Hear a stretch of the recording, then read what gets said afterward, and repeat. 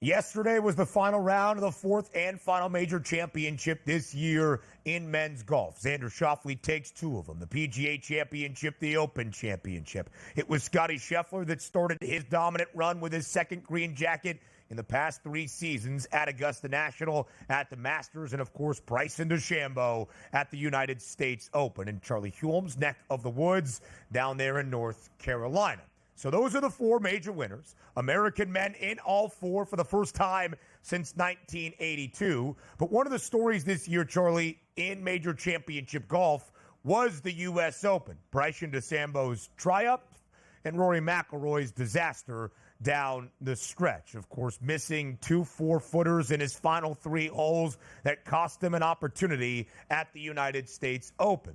As we shared entering this week, if he did not win at the Open, the decade-long drought in major championships would continue to an 11th year. Rory missed the cut, did not even play the weekend at Royal Troon.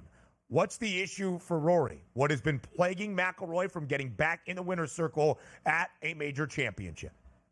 You know, it is such an interesting case, and it was just wild to me to hear the comments he made on Friday after missing the cut, where there's this duality of Rory where you love his honesty and his transparency and his humanness, really. It's like you don't come to expect that all the time from these elite athletes that are so carefully managed by their teams and won't say anything controversial in the press. And being on the media side of things, you know, you hear a guy say, yeah, I was 22 holes in and I was thinking about where I was going to go on vacation. It's startling to hear that from a guy that, you know, is the second ranked player in the world, you know, or second or third, I'm sorry, but second shortest odds to win this tournament.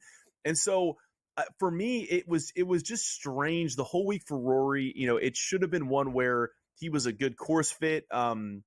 You know, where he's used to these sort of links conditions and has won Open championships before. So it should have been a week where he could have broken that streak and bounced back from that U.S. Open loss in a way that was convincing and kind of got people believing in his talent again. But instead, we're left with a miscut and sort of wondering what the future holds for him. I mean, I think that as strange as it might sound, because the guy's got all the talent in the world. It just pops off the page and off the TV screen when you watch him. But this week to me was a mentality thing, and I'm not so certain that it's just a boiling over of the loss at the U.S. Open at Pinehurst, and also just some of the off-course stuff with him. Like it's been difficult in so many ways for Rory the last couple of years. Some of it in his control, some of it out of his control. The whole negotiations with Liv and the PIF and the way the tour has used him as sort of a figurehead. So I give him a pass on some of that stuff.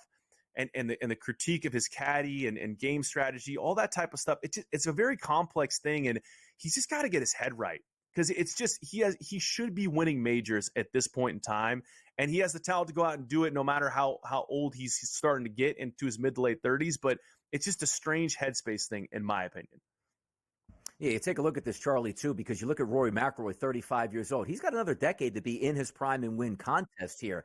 The issue that we have now is Tiger Woods. He's not in his prime. He doesn't have another 10 years. And we had you on last week, and I think your thought process was right. It wasn't as if we expected Tiger Woods to win anything this weekend, but if there was a golf tournament, he should be able to be competitive and maybe make it to the weekend. This should have been one. Tiger Woods, plus 14, misses the cut. The future certainly not as bright as it once was, even a couple years ago, where we thought he could come back and sort of make a run and say, could he catch lightning in a bottle? I don't know how much lightning's left to get in a bottle now, Charlie.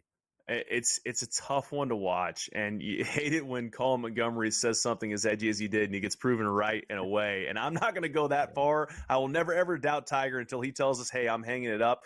But, I mean, you just flash the scores up there, and the one that's actually the most interesting to me is the one where he made the cut, where the Masters, he finished his 60th, but look at the scores here. It's his worst score to par of all the 4 majors. And to me, it's like, that's our best case scenario, right? Is that he makes the cut at majors and then he just shoots $1 million on the weekend, because it's such a tough physical test.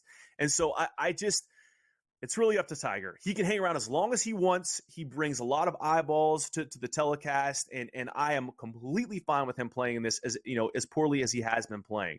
But at a certain point in time, he's got to make a decision for himself. And the optimism I hold is I think he's going to play some Champs Tour events, and I think that's going to be a lot of fun. 3 rounds in a cart and Tiger playing with his peers from back in the day, I think that's going to be a great watch.